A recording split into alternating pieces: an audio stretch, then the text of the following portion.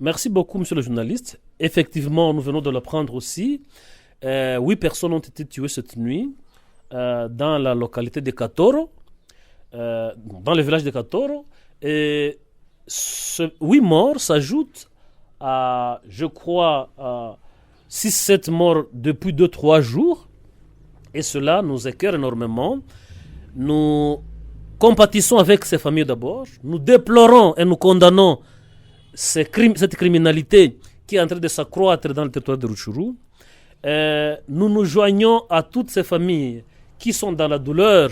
Nous joignons notre cœur au leur pour compatir. Et nous sommes vraiment sidérés parce que ce sont nos populations qui meurent, ce sont nos électeurs qui meurent, nos frères, nos sœurs qui meurent. Par ailleurs, la source de tout ça, c'est ce que nous devons condamner parce que nous devons soigner la cause. La première source, c'est le comité territorial de sécurité du territoire de Rutshuru qui a pris la sale décision, la décision anticonstitutionnelle d'ériger une milice, d'accepter que des jeunes non armés puissent avoir une mission de traquer les kidnappeurs, pour la plupart armés, et les groupes armés nationaux et étrangers, pour la plupart armés.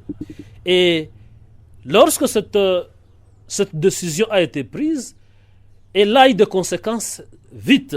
Parce que Rutshuru Kiwanja est un milieu cosmopolite où vivent les ethnies Hutu, majoritairement, qui ont accueilli d'autres ethnies, notamment Nande, Nyanga et autres. Les décisions à prendre doivent être nuancées. Non seulement qu'elles doivent d'abord être légales, conformes au droit de la République, mais elles doivent être nuancées parce que tout ce qui se passe dans les entités autour de Rutshuru, je cite Lubero, Beni, Walikale, a de l'incidence sur la vie des populations ou la cohabitation de la population dans le Kiwanja. Cela étant, il était imprudent, voire même illégal, d'accepter et de mettre en place une jeunesse civile, pour traquer des groupes armés. Et cela a été fait, et les premières conséquences se sont remarquées parce que peu après, les jeunes qui ont remarqué qu'ils n'avaient pas de capacité nécessaire pour ce travail sont désolidarisés de ce groupe. Ceux qui sont restés, c'est resté un seul groupe ethnique, notamment les Nandais. Et quelques temps après seulement, les dérapages sérieux se sont observés, notamment par le meurtre et l'incendie d'une maison avec tous ses habitants à Kinyandonyi. L'Assemblée provinciale y a dépêché les députés élus de Rutshuru. Nous y avons été. Dans les réunions de sécurité qui s'étaient passées au niveau de Kinyandonyi, il a été décidé de suspendre immédiatement cette jeunesse et de renforcer plutôt les services de sécurité, notamment les FARDC, la police et l'armée, pour qu'ils fassent leur travail. Ce qui a été fait par la mise en place et le renforcement de la position de Kinyandonyi. Mais par la pression de certains députés, dans les meetings populaires, dans les réseaux sociaux et sur les radios, cette jeunesse a repris ses activités et le comité territorial de sécurité a avalisé cela.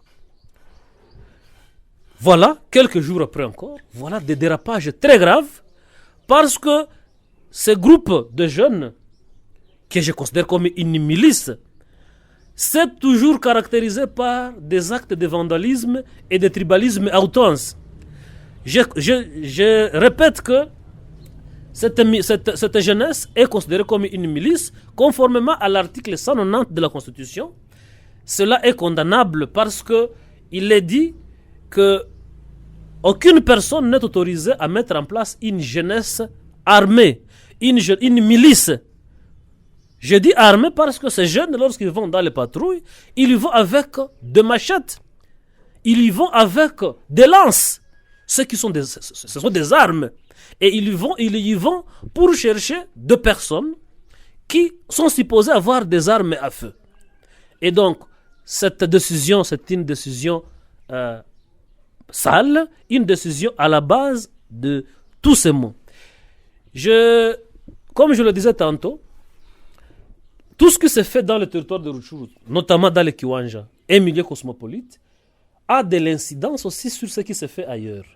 Parce que lorsque il y a des Hutus qui sont tués à Ituri, parce qu'ils sont seulement Hutus, lorsqu'il y a des Hutus qui sont tués et chassés à Lubero, à Walikale et partout, les Hutus aussi de Rutshuru se disent alors les Nandais sont ici, les gens de Rutshuru sont ici, les gens de Walikale sont ici. Et donc, ça crée une tension. Ce qui fait que c'est important qu'il y ait un grand dialogue qui peut, mais cela de façon urgente, qui permettra à ce que toutes ces questions soient résolues, qu'il y ait des résolutions qui aident la population. Par ailleurs, je condamne le fait que le gouverneur de province, qui est dans sa province, a laissé aussi faire cette jeunesse, cette milice.